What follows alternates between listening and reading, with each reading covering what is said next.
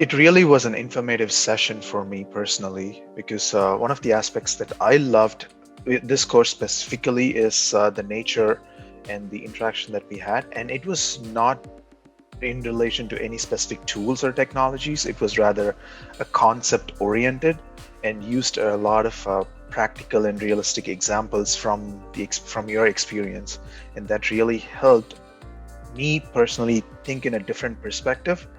Even though I've been in the security field and have worked in incident response for over the last few years, my thought process changed to an extent on how to approach it practically and what is the priority and criticality that we need to focus on as part of the incident response program.